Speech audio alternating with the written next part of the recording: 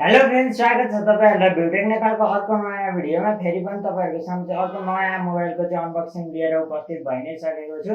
आज चाहिँ हामीसँग चाहिँ Infinix को लगभग भर्खर लन्च भएको मोबाइल रहेको छ। Infinix Hot 10 देख्न सक्नुहुन्छ तपाईहरुले चाहिँ। आज चाहिँ हाम्रो स्टुडियोमा चाहिँ Hot 10 आइसकेको छ अनि Infinix Hot 10 लगायत अरु कुनै पनि फोन खरिद गर्न छ भने चाहिँ तपाईहरुले MC मोबाइल हाउस भिजिट गर्न सक्नुहुन्छ।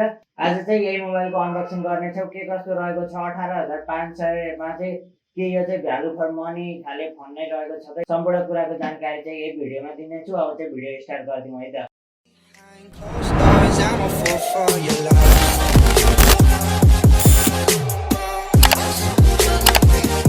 ल अब चाहिँ अनबक्सिङ नै सुरु गरौँ हैन।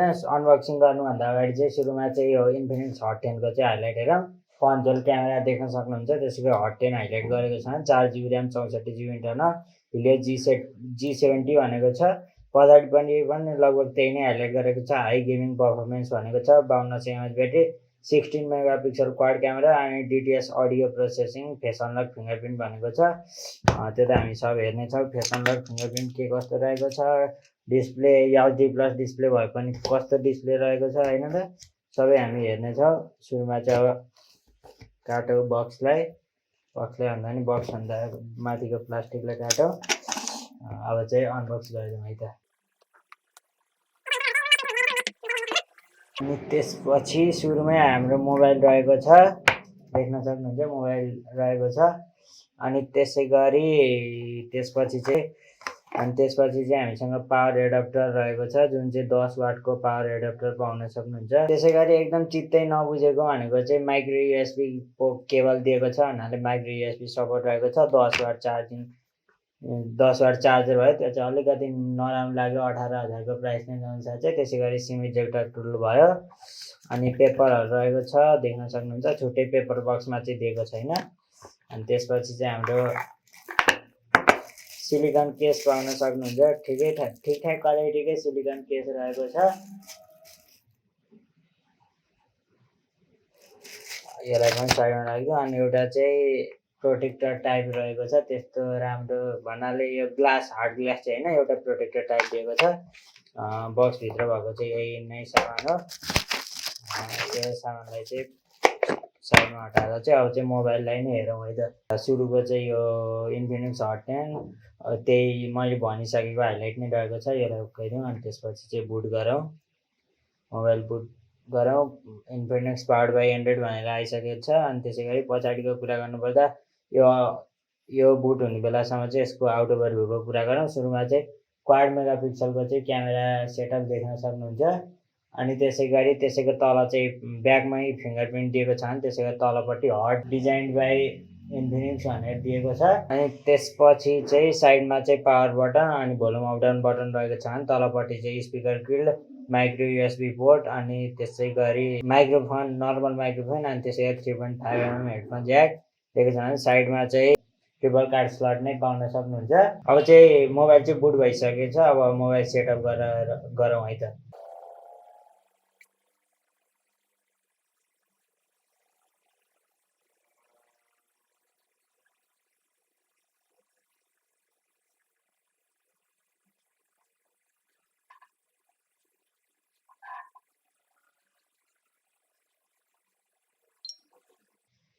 फाइनली मोबाइल चाहिँ सेटअप भइसकेको छ। मोबाइल सेटअप हुन चाहिँ त्यस्तो टाइम लागेन। सुरुमै हेर्दा चाहिँ XOS पाउन सक्नुहुन्छ, जुन चाहिँ मैले भनि नै राखेको हुन्छु।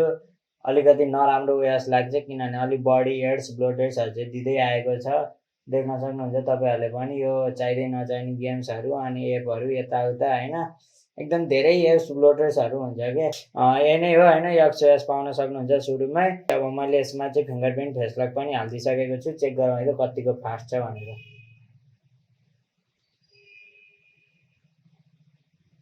फिङ्गरप्रिन्ट चाहिँ एकदम फास्ट नै लाग्यो हैन। यो प्राइस रेन्जमा चाहिँ यतिको फिङ्गरप्रिन्ट भनेको चाहिँ एकदम राम्रो कुरा नै भन्नुपर्छ। अनि त्यसैगरी फेस लक ट्राई गरिदिउँ है त।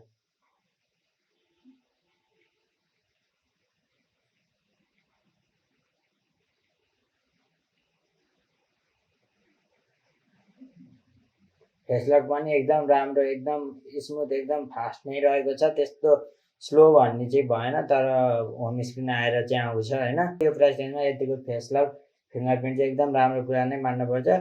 अनि अब यसको डिस्प्लेको कुरा गर्न पर्दा चाहिँ 6.78 इन्चको चाहिँ अलि ठुलो स्क्रिन पाउन सक्नुहुन्छ। हेर्दा चाहिँ तर डिस्प्ले चाहिँ एचडी प्लस डिस्प्ले भए पनि एकदम राम्रो देखिएको छ है, त्यस्तो नराम्रो चाहिँ भन्नै मिल्दैन। डिस्प्ले चाहिँ एकदम राम्रो लाग्यो मलाई। फर्स्ट इम्प्रेसन चाहिँ डिस्प्लेको चाहिँ एकदम राम्रो लाग्यो। अनि त्यसै गरी ब्राइटनेस लेभल पनि एकदम ठिकठाक नै रहेको छ। त्यसै गरी पञ्चहल क्यामेराले चाहिँ अझै ट्रेन्डी देखाएको छ डिस्प्ले चाहिँ। अब यसको क्यामेराको कुरा गर्नुपर्दा चाहिँ 16 मेगापिक्सलको चाहिँ क्यामेरा पाउन सक्नुहुन्छ।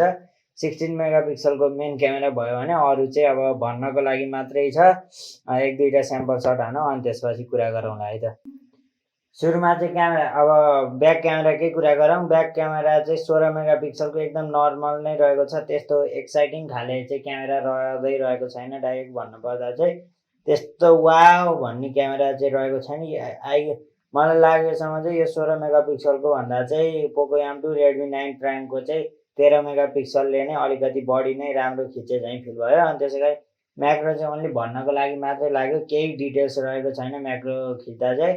त्यसै गरी नाइट मोड चाहिँ एकदम ठिकठाक नै भन्नुपर्छ, त्यस्तो नराम्रो चाहिँ भन्नु पर्दैन। किनभने यो मोबाइलहरूले चाहिँ मेन फोकस गर्ने नै नाइट मोड भनेर फोकस गर्छन्, त्यही भएर नाइट मोड चाहिँ केही हदसम्म चाहिँ राम्रो नै रहेको छ। त्यसै गरी फ्रन्ट क्यामेराको कुरा गर्नुपर्दा चाहिँ 8 मेगापिक्सलको क्यामेरा पाउन सक्नुहुन्छ। पञ्चहल क्यामेरा रहेको छ, त्यस्तो राम्रो त्यस्तो डिटेल्स चाहिँ अलि फेस चाहिँ अलि स्मुथ बनाउने सोचमा चाहिँ अलि डिटेल्स चाहिँ अलिकति बढी नै मिस गरेको हुन्छ होइन। अनि त्यसै गरी पोर्ट्रेट चाहिँ फ्रन्टको चाहिँ भन्नुपर्छ, तर एज अब एकदम राम्ररी घुरेर एज सेज यताउता हेर्दा चाहिँ त्यस्तो राम्रो चाहिँ भन्नु मिल्दैन। यही नै हो क्यामेरा स्याम्पल चाहिँ। क्यामेरा स्याम्पल पनि त्यस्तो एक्साइटिङ चाहिँ रहेको छैन। पोर्ट्रेट मोड चाहिँ एकदम ठिकठाक नै भन्नुपर्छ, त्यस्तो वाउ लेभलको पनि रहेको छैन। अब यसको प्रोसेसर पर्फर्मेन्सको कुरा गर्नु पर्दा चाहिँ हिलियो G70 रहेको छ। 18,000को प्राइस रेन्जमा त तपाईँहरूले यो लिन भन्दा त होइन रेडमी 9 प्राइम नै ठिक लाग्यो होइन, किनभने क्यामेराको हिसाबले। अनि त्यसै गरी मिडियाटेकको हिलियो G80 रहेको छ।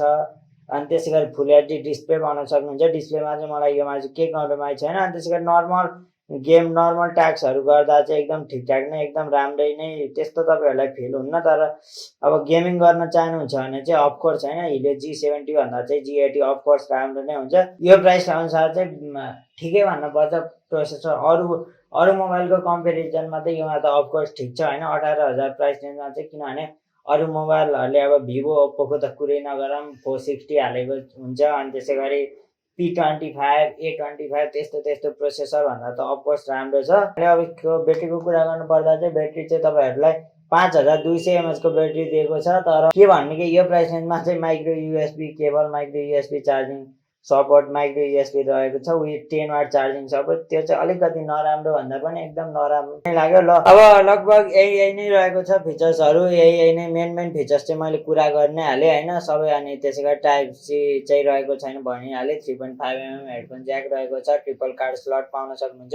डिजाइन अनि त्यसै गरी एकदम राम्रो फिल आउँछ समात्दाखेरि चाहिँ, त्यस्तो नराम्रो फिल चाहिँ आउँदैन होइन। फिलमा गइरहेको झैँ लाग्यो मलाई चाहिँ इन्फिनिक्स चाहिँ। एकदम ठिकठाक नै रहेको छ फोन, त्यस्तो वाउ खाले फोन पनि रहेको छैन, तर एकदम ठिकै भन्नुपर्छ। यही नै हो होइन। फोन चाहिँ तपाईँहरूलाई कस्तो लाग्यो? 18,490 18,500 प्राइस रेन्जमा चाहिँ के यो मोबाइल लिन ठिक छ त होइन? म चाहिँ यो भन्दा चाहिँ तपाईँहरू चाहिँ रेडमी 9 प्राइममा जान सक्नुहुन्छ, अथवा 19,000मा चाहिँ रेडमी 9 पावर पनि आएको छ त्यहाँ, त्योसँग पनि जान सक्नुहुन्छ। त्यही नै भन्न चाहन्छु होइन। मोबाइल चाहिँ यही नै रहेको छ। यदि खरिद गर्न चाहनुहुन्छ भने M3 मोबाइल हाउसको लिङ्क डिस्क्रिप्सनमा दिने नै छु। यो मोबाइल अथवा अरू कुनै मोबाइल खरिद गर्न छ भने चाहिँ एकचोटि M3 मोबाइल हाउस भिजिट गर्न सक्नुहुन्छ। तपाईँहरूले भ्युटेक नेपाल भनेर जानुभयो भने अफकोर्स डिस्काउन्ट पाउनु नै हुन्छ होइन। यही नै रहेको छ। यदि भिडियो मन पर्यो भने लाइक अनि सेयर चाहिँ गर्न नबिर्सिनु होला। त्यसै गरी च्यानल सब्सक्राइब गर्नुभएको छैन भने च्यानल पनि सब्सक्राइब गर्नु होला। अब अर्को भिडियोमा भेट हुने नै छौँ। अहिलेको लागि बाई बाई, किप भ्युइङ।